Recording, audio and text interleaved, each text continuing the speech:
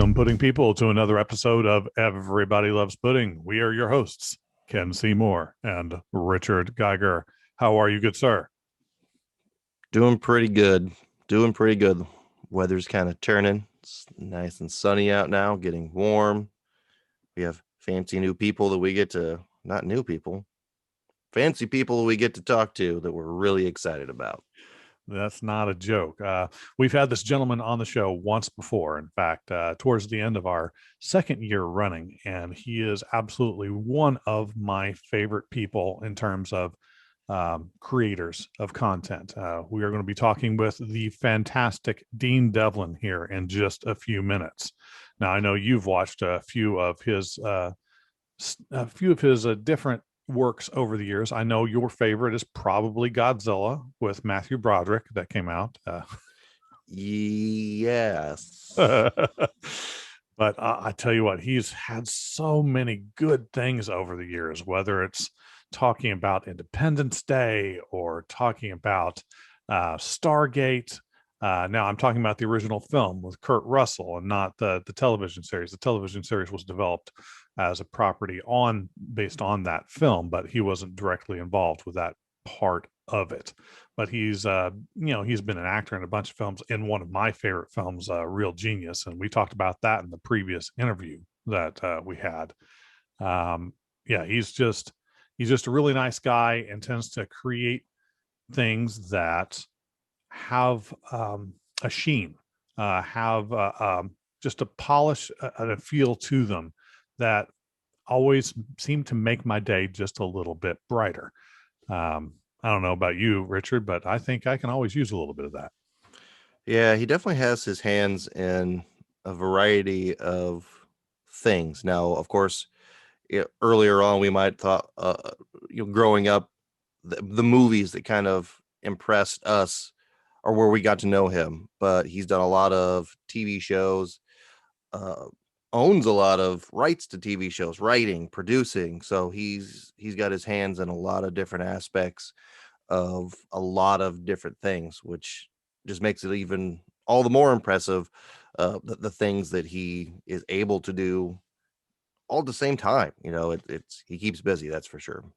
Yeah, no kidding there. Now, I figured what we would do before we got into the actual interview here, for those of our listeners who may not be completely familiar with some of his work, we are going to be talking about the new show he's got coming out on IMDB TV, Leverage Redemption. Now, this is a continuation of a pre-existing story that he started back in 2008 called Leverage.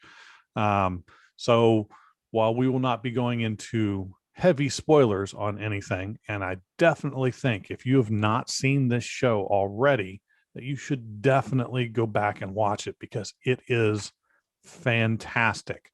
It ran for 5 seasons, had a really excellent cast. It's one of those types of shows where it rewards you for staying with it over time because there is a great deal of character development over the course of the series, and there are some overplots, but at the same time, if you miss something, it's not going to punish you because a lot of the episodes are self-contained. Well, most of them are self-contained. So much like when you watched shows back in the 80s or the 90s, and it was, whether it's a sitcom or a sci-fi show or whatever, it was the creature of the week or the problem of the week, and then it seemed like everything reset back to the beginning. It kind of blends that concept with having some actual changes that stick over time, which I always really liked. And like you said, there's 5 seasons. There's about 70 some episodes. So in terms of being able to consume this, each season's going to be, maybe like a dozen episodes long. Each episode's 40, maybe 40, like 45 minutes long. So it's not like you have to sit for hours on end to consume it. So, a lot of times I say it's consumable in the sense that it's a lot easier to sit down and watch a 45-minute segment of something than it is maybe to watch an hour. It's easier to fit in maybe when you're having some lunch or whatever. So it was originally aired on TNT. Right.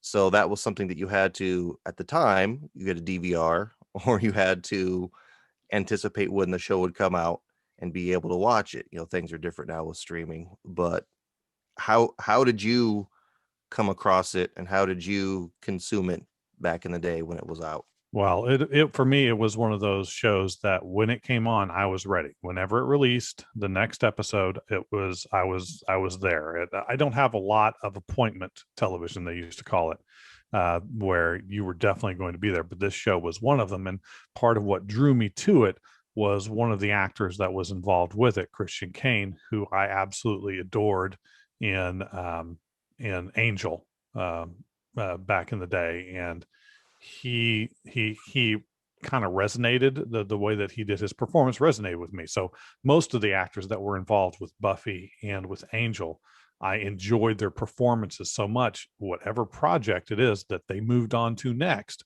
I would follow them. So to at least give it a chance, and led to some other great television shows like How I Met Your Mother is the same kind of thing. I saw there's one of my favorite actresses. She's in the show. I've got to give it a chance. But so that's how it got me to this television show. And this cast is pretty fantastic. I mean, like I said, it's got Christian Kane in it. It's got Gina Bellman, who did quite a bit of television over the years, and you will probably recognize her from just being in multiple episodes if you watch television in the 1990s and the 2000s. So she had quite a few different items she was in. Same thing with Beth Riesgraf.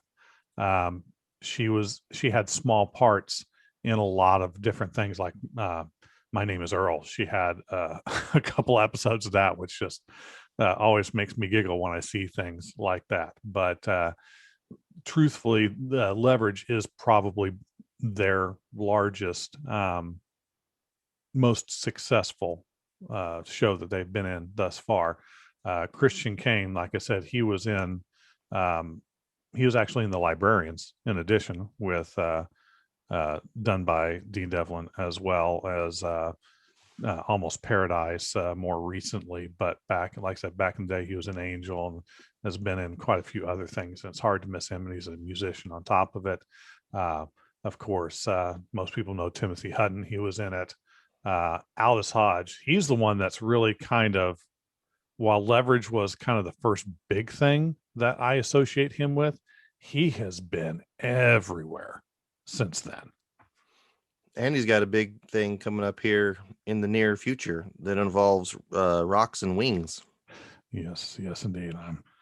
I'm super excited about that one. I have to say, and this is the thing about this show that really gets me. Each of the individuals that participated in the show, the characters were so interesting, and the performances were so good. A lot of times when you watch a show, you go, okay, that's the breakout person. That's the person that stole the show, and this is why I watch whatever show.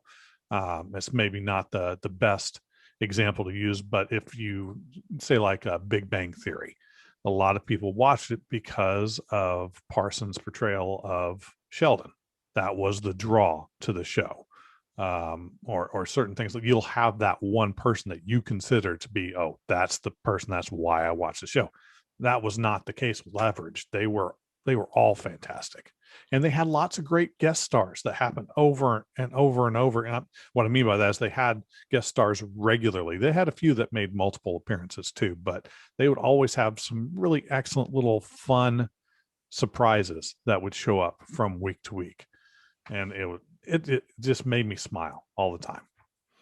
And I feel like that, to a small extent, on a show that has that many seasons on it, kind of validates it to an extent, because those folks who have the potential to be doing other work, to be making their money on a recurring thing somewhere else, have taken the time to come to this show because either they enjoy the show or they enjoy the other production pieces that go along with that show, whether it's the writers, the directors, the other actors that are in it. So you're right, there's a lot of little snippets of people where you're like, I know that person, I know that person, I know that person. So they get a lot of good faces to kind of show up. Yeah, and the writing is consistent, and a lot of times when you watch a show, it's like, oh, that season was a little weak.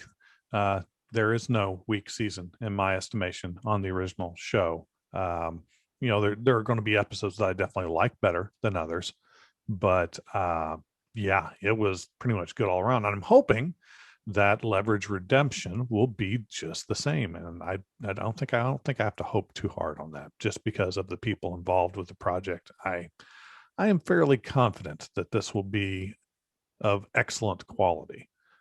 But of course, we already know at least one special guest star that's going to be in it.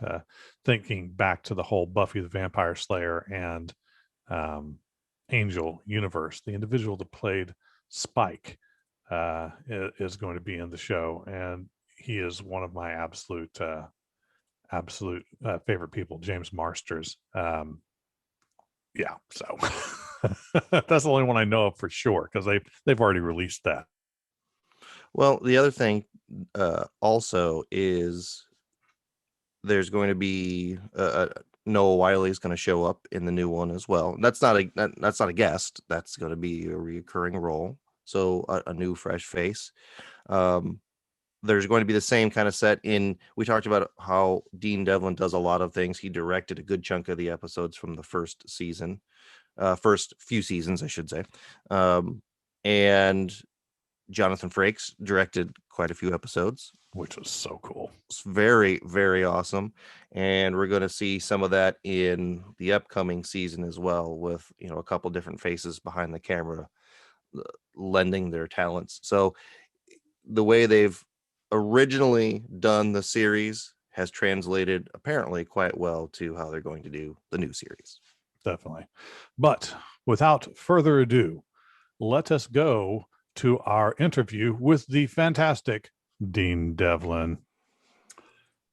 We are joined by Dean Devlin, producer, writer, director, creator of the most awesomest of television and film products. I really like to build things up. I want to thank you for coming back to the show for the second time. We love having repeat guests, especially when I have such a fantastic love of the work that you do. Always fun to be here. Thanks for inviting me. So you have a sequel coming out that I'm so excited to talk about. Sequel, successor, however you want to put it. The original show Leverage has the new Leverage Redemption arc coming up here in just the next month, and I gotta say I'm so geeked, so pumped on this, that I've been trying to tell everybody that's never seen this show in the first place. I always go into it, hey, it's basically Ocean's 11 and the A-Team all rolled into one. You've got to watch it. The new one coming out, it's going to be great. But I have to ask, what was the lead up, why are we getting the redemption? I'm so excited. How did this come to pass? Well, I never gave up on trying to breathe life back into the body. so for me, it was something that I've always wanted to do. It just needed to find the right way to do it, the right place to do it. But it's an interesting thing in that this is one of these shows where more people are fans of it now than when it was originally on television. People discovered it, whether it was in streaming or in reruns or in on CBS or Ion. People found it in other places. But the thing that always amazed me about the show was how much it affected people, because this is a blue sky fun action adventure show, and yet people have this profound connection to it. I'll just tell you one story. About 2 years ago, I was in Serbia working on a film, and I'm sitting in a small restaurant with the writer and the director of the show. And all of a sudden, this redheaded 20-year-old girl and her mother come walking over to me, all nervous. And the redheaded girl says, "Excuse me, are you Dean Devlin?" And I'm thinking, who in Serbia knows who the hell I am? And I said, yes. And now she gets all nervous, and her mother gets nervous, and now they start jumping down.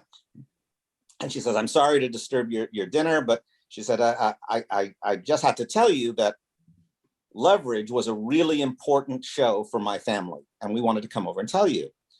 And I said, well, thank you. That's so nice. I said, you know, I've heard the show called many things, but I've never heard anyone refer to it as important.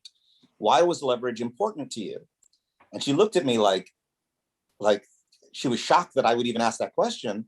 And she goes, I guess you don't know what was going on in Serbia at that time. She said, but we felt powerless as people at that time. But once a week, my family would come over to the house and we'd all sit around the television. And for an hour, we felt that maybe somebody could show up and restore our power. And it got us through those very, very dark times. And I got to tell you, that story made every difficult moment we ever had making the show worth it. So I was fired up about trying to find a way to get it back. And luckily, the people at IMDB TV, they liked the idea and they let us run with it. That's amazing. Well, and actually that kind of segues, I know, into something that Richard was wanting to know, that the nature of transitioning between different networks. Yeah, that was kind of multifaceted, because right now there's a lot of things that just come out and they go straight to a streaming service, for example, where before a lot of those things were just being positioned to go on a network of some sort, have a weekly release date, that type of thing. So what was the transition? What was the challenges in terms of, you know, we're in a pandemic, we're creating something, and now we want to do it as a product through IMDb. Tell me about how all that process came kind of behind the scenes so that it was actually IMDb that this is going to be premiering on. Well, a lot of times when you're seeing shows reimagined or rebooted, they're owned by the place that reboots it. This was an unusual thing in that Leverage, while it was on TNT, the show was actually owned by me. So this was the rare case of having an independently made scripted television series. And at the time we did it, we were literally the only ones. There's now a few, but it's always rare. So we own the rights. So after TNT canceled the show, we had the ability to move the show if we could find another home. And it's always tricky to try to find another home, because a lot of places feel like, well, we don't want to confuse our brand identity with their brand identity and all of that. But I think that as time went on and Leverage ended up playing so well on all these different platforms, whether it was Sundance subscription service, or on Ion Television, or on the CBS networks, it played so many different places that I think it became its own brand. And then the worry of it having brand confusion went away. So as IMDB TV was starting up their free television service, it's felt to me like, well, this is a perfect fit. But the other point you brought up is, yes, we sold it just at the moment that COVID struck. And we had two other shows on two other continents also happening as COVID struck. So we ended up making 54 hours of television at a time when no one else could even make television. Wow. So it was challenging. It was crazy. We had very, very strict protocols. We were involved with 5 different health organizations helping us put these protocols together and running it. It made all the shows a lot more expensive, and it took a lot longer to get them done. But we're really proud that we were able to keep people employed, keep them safe, and get to make all this television. Well, and so it's been almost a decade since the original show was on. And the first thing that hit me after my initial wave of endorphins at the prospect of having another show was, with that break in time, assuming that there is a linear year-to-year transition from where its place in the timeline is to where we are now, that's a lot of experience that these characters would have had off screen. In a show where you have an hour and a lot of it is still going to be wrapped up in the initial plot of that episode, how do you approach writing it so that you can kind of fill in these gaps that have happened over such a long period of time without just being an exposition dump? That is the single biggest challenge. The first two episodes, John Rogers and Chris Downey, who did the original show, they wrote those first two episodes.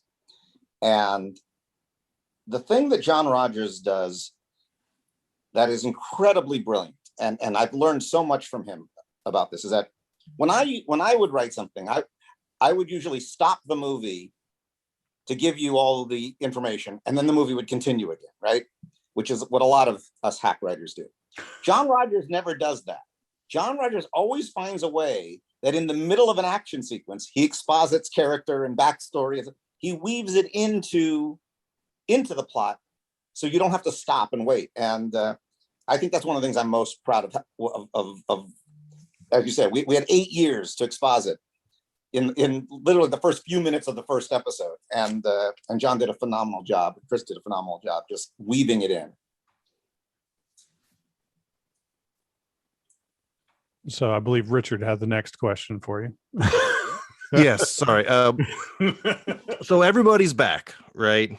And you have this experience. So how does it work to draw those existing fans in? How does it work to draw the people who are new to the show in terms of that writing? Like, how does that play out in your mind and the writers' minds? Well, the thing that this may not be a satisfying answer, but it's a truthful answer. The thing that I've always done in my entire career is I've never really worried about the success of something I do or the marketability of something I do. I'm such a geeky fanboy that my assumption is if I write it the way I would want to watch it as a fan, then that enthusiasm will become infectious and other people will share it. So our thing was, we really missed these characters. We really missed making this show. So our feeling was, if we could just push our passion about getting to reunite this, that passion will become infectious and people will enjoy it. We didn't know if it would work, but Amazon decided to test the first several episodes and it worked. So we feel very good about that choice. Was there a specific point as the actors returned to this where you just had that moment where everything clicked together? That was just kind of, you felt like home? So about a week before we started shooting, we had to do a table read for IMDB. Now, normally how that happens is you've got 30 people in a room and we're all sitting around a table, but we couldn't do that because of COVID. So we had a 30-person Zoom conference, and we start reading the script. And within 5 seconds, all of those actors were the character again. I mean, completely the character again. And we were just stunned at how it was like no time had passed. And then the big question was, all right, well, Noah Wiley's joining the show. How's he going to fit into this? And he just, again, in the same reading on Zoom, he just slid right in as though he'd always been part of the show. And it was one of those things that when we were done with the table reading, we all looked at each other and went, we just were in a time machine. I mean, what just happened? So the first day of shooting, we were all super hyped already just from that table read. Well, and that kind of leads to my next question. So speaking from someone who is very much a fan of the original show and was completely immersed in the plot and the character development that happened over a series of many seasons, the characters have very strong inner connections. And when you don't have all of the characters returning, that's going to have a definite effect. So how do you approach writing the characters to honor the original source material, but still create this new thing so that you're not feeling like I'm missing something? Well, I think the key was, how have they evolved and how have they stayed the same? and what things make them regress. You know, I'm sure you've had this experience yourself, whether it's you or your children, where when you return home, somehow you revert back to who you were when you're 15, and you're getting into the same fights with your siblings that you got into, or you're arguing with your parents, or your kids are arguing with you. And it's a very odd thing that sometimes when we're around certain people who have different emotional connections to us, we revert to who we used to be. So the fun that we were trying to have with the show is to show both how they have changed and how they revert, and what happens when you put this mix back together again. Well, and the way you left the end of the season, and I'm going to be as vague as I can be, just in case there are some people that have not watched the original show, but the final item that they were able to procure in the final episode of the final season was significant. And the way that the show was left, it kind of made me wonder how, I mean, that it was such a kind of a powerful thing. And again, with that time break, how do you pick up the pieces from something that major? Well, I think in a way you have to look at the entire first 77 episodes as a complete story. And there were some emotional arcs that were completed, and there was some professional arcs that were completed. And I think we left the series with a team that was going to go off and now begin their journey with the item they had stolen. So to pick up now, 8 years later, there needed to be a new reason to put them back together, both from a plot point of view, but also from a character and emotional point of view. And that was really the thing that I think got IMDb excited, in that this is a new series. It's not just another season of the old series. There's a whole reason for this to happen. There's a reason this team is together, and there are things they are trying to accomplish both out in the world and between each other. And that's what kind of flames it. Nice. Now, in terms of, I know nothing's out yet, so there's going to be specifics that you can't go over, but like, are you going to be getting more of the relationship between some of there's like specific characters in there, the Hardison and Elliot characters? Are we going to be seeing a little bit more of that this time around too? Well, I think the thing is, we've always tried to balance the candy of the Robin Hood nature of the show versus the relationships they have with each other. Yeah. And I feel very confident that we've successfully maintained that balance.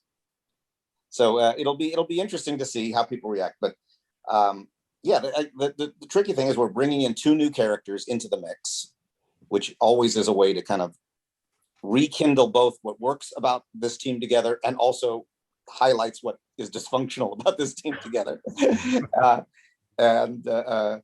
You know, it's simple things. Like, for instance, if Elliot Spencer no longer got angry at things, I don't think he'd be fun to watch. So the question is, what makes him angry now, and how do they intentionally make him angry, and how much do they enjoy seeing him pissed off? Yeah, I must admit, I never quite get tired of that particular aspect of the show. And well, there was a certain character that was a particularly good foil for the entire team that was in multiple episodes, played by the fantastic Mark Sheppard. Is there any chance that he might be returning? Mark is not in this season. And mostly because Mark's character arc is intertwined with the Nate Ford character. Right. So we need to develop other, you know, as I said, the thrust of this series is a very different thrust. If you think of it this way, the original Leverage was fueled by a character who had lost his child, and he was fueled with anger and the need for revenge. And so the first 77 episodes really was a crusade. It was a vengeance story. But the new series brings in a character who realizes that he's been on the wrong side of the law, for a long time, that he's represented what's worst about our society. And he needs to be redeemed. And that's what brings this team together. So this arc is really more of a redemption story than it is a revenge story. And that colors the way we tell the story, it colors the kind of stories we tell, and the way in which the characters behave during it. So it to me, it has all the candy of the original show, but it's a brand new show. Well, and I think I've probably said this before. There's something specific about the projects that you do that has always resonated with me. And it took me a while to figure out what that thing was. And I think kind of what it is the tone of hope. There's just a very much a softer outlook for the future and what we're capable of doing. And that really resonates, I think, with a lot of people, because we don't get a lot of that in our current cinema and our current television. There's a lot of negativity, and having somebody to be able to show you that here's an example of how things can be better really hits home. Well, I think we've gone through and are still in the midst of some incredibly good television. And what I think fueled it was this idea that you could tell stories that are very dark and very edgy, and you could really push the boundaries of that. And it made for some incredibly compelling television.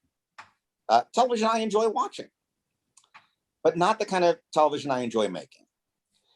For me, I'm addicted to three things. And while this may sound shallow, it's honest. And honesty, I think, is important. Number one, I find that life can be hard and difficult, so I like my art to be fun. Two, I'm addicted to the cheer moment. I'm addicted to that moment when you go, yes! But third, I like to get a little weepy in my art. I like to get emotionally connected. And that tends to temper number one and two. So if I can get all three things in something, then I get incredibly excited about making it. And that I think you'll see is the consistency in everything I do. And that leads itself to the hope you're talking about. And for me, especially a year that collectively the entire world just went through, I think it's nice to have an hour where we can forget about it. You know, just for 1 hour, we can go on a ride and just enjoy ourselves and get tickled in a way that other things don't tickle you. And then you can watch HBO for the dark and gritty show. Yeah, I think I'm going to let the dark and gritty go for a little while. I think I've had enough of that for just a little bit. We need a refresher. You know, every menu has to have some variety. So do you have any? So you've been busy, you've been doing all these shows. Is there more things on the horizon for you that are going to keep you equally as busy as what you've kind of just went through? I hope so. We're waiting right now to find out if we get to do a second season of Almost Paradise, which nothing would make me happier. I get enormous joy out of making that show. We've got several other pilots that we're going out with. We'll see if anyone wants to make them, but the beautiful thing about my job is we get to tell bedtime stories, and as long as we keep finding good ones to tell, we're happy. And whether that's a documentary or a TV series or a web show or a movie, it doesn't really matter. It just we find stuff that we fall in love with, and then we find ways to make it. And knock wood, the business has been very kind to us lately, and they've been letting us tell stories, and we hope we get to tell a lot more. When you're telling the stories that you're telling, how this is something that I've always kind of wondered, how can you as a creator invest, because we all invest bits of ourselves into what we create, but how do you invest those things that are a reflection of yourself in such a way that people will really be able to connect with it, because we're all in our own little worlds sometimes. So being able to reflect it through the prism of a shared humanity seems like a massive challenge. What do you think? What do you think sparks you to be able to, with the help of some of these fantastic writers, be able to create that thing that people connect to? Well, look, I think the first thing that's important is to surround yourself with people who are smarter than you and more talented. And I've always done that, and it always makes me look great. So that's the first step that helps when you're surrounded by really, really smart and talented people. But again, kind of going back to what we were talking about a little earlier, I just find that for myself, it's always troublesome if I concern myself with how it's going to be perceived, or if people are going to get it, or are they going to understand it, or will they get my point that I'm trying to make? Because then I'm immediately taken out of it, and I'm looking at it analytically. And I find that the type of work I do works best, and I've had my biggest successes when there's stuff that I'm doing that just makes me crazy. You know, that when I sit in the dailies, I'm giggling, or when I'm watching on set and I forget to say cut because I'm so overwhelmed by what's going on in front of me. I find that if I can just entertain myself to the point that I feel giddy, that tends to be specific to a certain type of audience. Not all audiences, not everybody, but the people who like the stuff that I make, I think they just share that joy. You know, when we did Independence Day many, many years ago, it wasn't because we were trying to figure out what would be a big giant hit movie. It literally was because it had been so long since Star Wars had come out, and we had just done Stargate, and we wanted to see a movie kind of like that. So we came up with an idea that would give us the things that we thought were fun about those movies. And then we enjoyed it in the way we would have enjoyed something. So we made it because we wanted to see it, not because we thought anyone else wanted to see it. That makes sense. I should have thought of that originally. Well, before I forget, weren't there some new kind of directorial debuts that occurred with this as well? Well, not debuts, but I mean, one debut is the actress Beth Riesgraff, who plays Parker. She directed for us, and that was her directorial debut. But she was so good, we actually gave her a second episode. So she did 2 episodes this season. Now, Noah Wiley also directed 3 episodes for us this year, but he's directed for me before on The Librarians, and I knew what a wonderful director he is.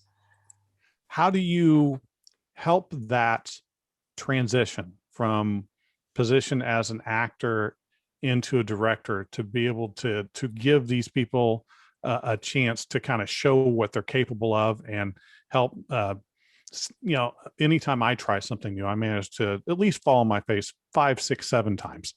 How do you help to make sure that is kind of minimized going to something? Was it just like a natural progression? Is this something, since they've been around it so much that they just know it already? Or? Well, I think there's a couple things, but the first thing that has to be said is that in neither case were these gifts to the actor. None of these were like, oh, we're going to reward you by letting you direct. In both cases, they earned it. You know, when I was making the series, The Librarians, Beth Riesgraff flew herself up to Portland to follow me as I was directing. She wanted to watch every single step from pre-production to post, editing, casting, and she did the entire journey. So she was working at it. What a lot of people don't know is that before she was an actress and before she was a model, she was actually a photographer. So she has a real history with photography, with cinematography, and a real passion and love for it. But yes, if you have an actor directing a show that they've been on, they're way ahead of the game because they understand the relationships, they understand the tone. The biggest issue for directors directing my work is whether they can hit the tone.